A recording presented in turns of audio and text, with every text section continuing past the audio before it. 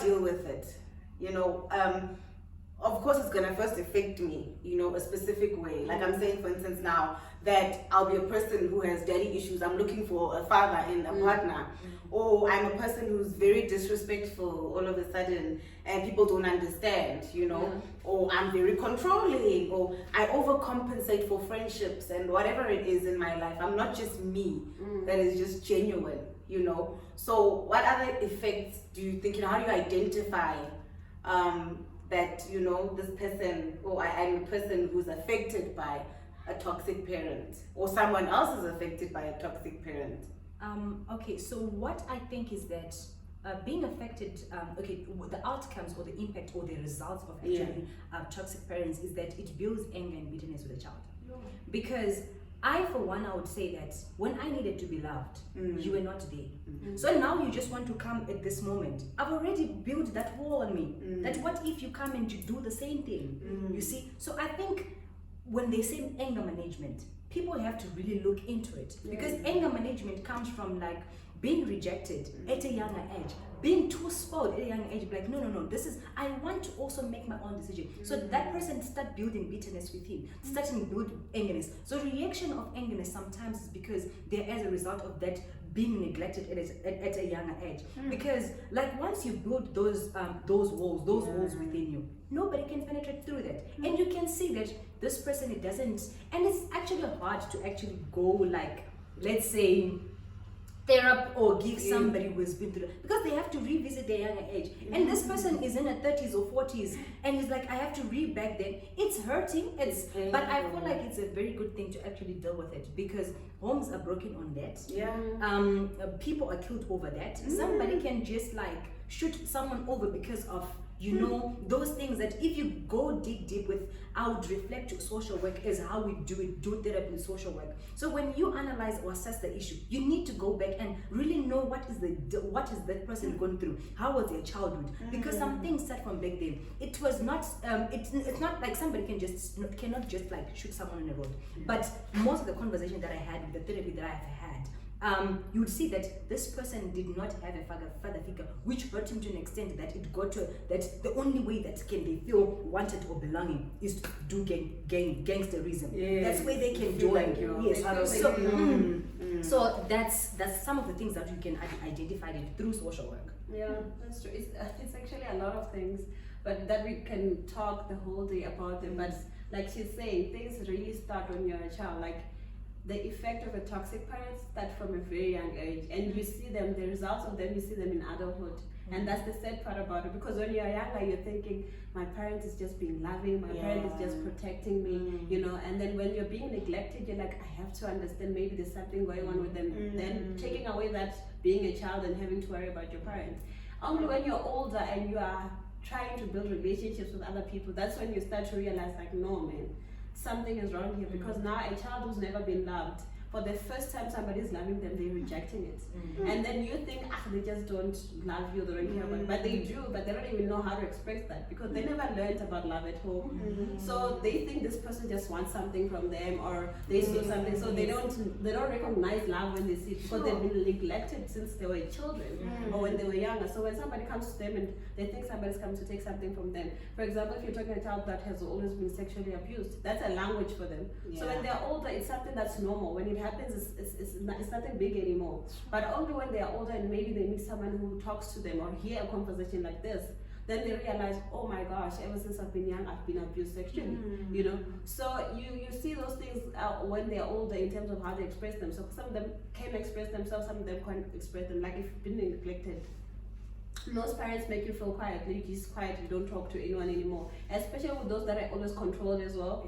So what happened is, you don't know how to say anything, because your mother tells you what to eat, your mother tells you where to go, your mother tells you what to study. So you never really got to speak up about what you want to do. Like we're talking, I want to study social work, but I can't because I don't know how to talk to my parents. Exactly. So now you can't even make decisions for yourself. So that's something that you had your whole life. It means that you never had to make decisions for yourself, and now suddenly all of a sudden you have to make these decisions for yourself. Which is why you find people that are yes people all the time. Like, it's fine. It's okay. Because that's what they learn. You know, at home they tell you what to do, they choose things for you. Now you have to do it for yourself and you have no idea how to do it. So those are some of the effects you would see in someone that has been having toxic parents that are abusing them. And also you're talking about anger, when you've been toxic for so long, it really creates that anger inside of you that you always burst out. You snap all the time because you're just angry, and those issues you never talked about them. Some of them, they know what's happening, but they don't know how to express it because these are my parents. I mean, I can't go and tell people that my mom is being like this. I can't tell people that my dad is being like this. So now what happens is now it's inside, it's a turmoil, and that's why you find people that snap, that just to do things that are out of character. For example, you find someone that just does something out of money, how did this person change from one person to another? Triggers. Exactly, what's going on? But it's things that have been happening for a long period of time that have never been dealt with, which is why I agree that therapy and just talking and having conversations also helps people to realize oh my gosh, I've been going through the most and I didn't know what to do or who to talk to, because sometimes even when you go and tell people, they don't believe you. You go and tell someone my mom is treating me like this, it's your mother. It's your mother. Yeah. She will never do something like that. And the mother will then come back if you tell someone and reprimand you again. Why did you tell that person? Why are you telling them about our business? So now it causes that person to always just be quiet and not wanting to talk to anyone. And that's why you find people that isolate themselves as well, because they just it's fine. I don't need to talk to people anymore. So just those effects that happen to a person that's been going through so much turmoil, and they don't know what to do, so they just keep quiet or they don't talk to anyone. Then they burst out with anger. So as she was actually explaining, I actually got another point going to your first question. So toxic parenting doesn't necessarily mean that you're physical or it's direct to the child. It can be two parents when a child is watching. Do not shout at your children. Do not shout at each other when your children are looking at you. Do not fight in front of your children. That's very toxic, because you will see that a son will end up beating his wife when he's married. It does not come from all of a sudden they have seen your parents doing this. Even though when they're exchanging, when she was explaining it's those things, you would find that my husband was doing this, but all of a sudden at any point he's starting to raise his hand on me. And if you go back the parents were actually fighting their presence, that's toxic. It doesn't have to be direct to the child, but between you as parents or siblings or whatsoever, it's bad, because actually they say family is an institution. Family is where we learn the most. And I think it goes back to, sorry about that, it's okay, what breeds generational curses. Yes. It's repetition of the same thing over and over again, and you don't realize where it comes from.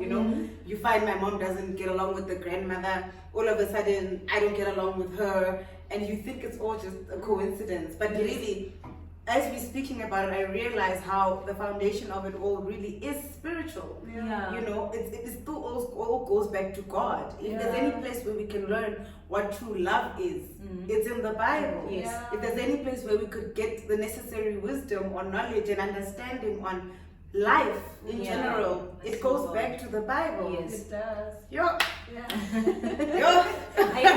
quite a broad topic. It's quite big, it's quite huge, to extent that you'd okay, fine, from A to Z, from 9 years old, from 6 months, but still at 40 you now showing the what we have learned at a young age, which you were saying is actually repetition from generation to generation, and you'll be and yet it's just the things that we can change from now onwards as parents.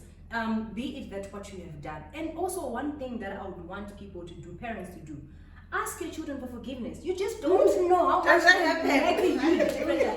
it doesn't take your pride. It doesn't take you as a mother. But a child can just my mom said, if my mom would say sorry, trust me, anything that she has done since before, it's all forgiven. It's just sorry, my baby, sorry, my son, sorry, my daughter. Because sometimes it's you who teach us to say sorry. Through you saying sorry. Jesus did it. He had to die for us. He showed love by doing it himself. And we learn, as children, we learn actually by actions. We don't learn by you saying that don't do this. Because if you say a child that don't go to the plug, they're curious to know what's at the plug, don't go. But if you see that the plug is on and you switch it off, the stove, you will show that no, the stove is hot. You react like a way, they're no, I can't go there because it's gonna burn me. So parents, we urge you that you be the ones that should also give us that flow, teach us through the way of you acting. We learn from that. Yeah, that's true. I think observation has just become also one of that big. Yes. Because we see and we see. learn from seeing. Because if I see you fighting with my neighbors, I mean, I'm gonna think that means you don't need to get along with my neighbors. I mean, I'm gonna be angry at them as well. Exactly. So it's observing is also important because, like you're saying, it's all about what they do as well. Yeah. Because what do you do as a parent, your child is gonna learn from you. If you do 10 times right. Exactly. I remember the day you were saying that, are you safe if they say that your child is like you? Are you safe?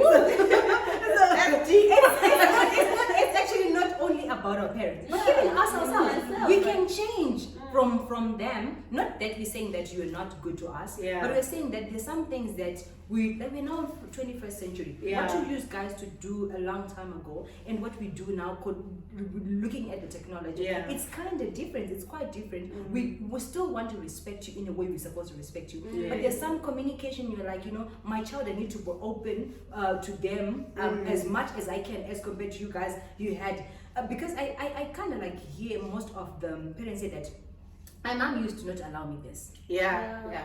So it was your mom. I'm not saying that she's not my grandmother, but it was your mom. It depends with your relationship with her. You can't reference what she was doing to you in our relationship because I don't know what your relationship was. If you can create the relationship with me first for now, and then I'm like, my mom, and I'm like, no, but mama, when she was doing this, probably she meant this. Because I would take it in a different way. We are individuals and we see things differently. So if my child is going to be like me, oh my God. It's a good question. I think it helps because I feel like the one thing we can do for ourselves or anybody can do for themselves is self-awareness. Yes. Is to be able to look back and say, am I being a good role model? Because I think one question I always ask myself is, what kind of a woman do I want to be? What kind of a wife do I want to be? What kind of a mother do I want to be? Because you have to think about it now. Because the problem is now you're a parent all of a sudden and you never thought about it.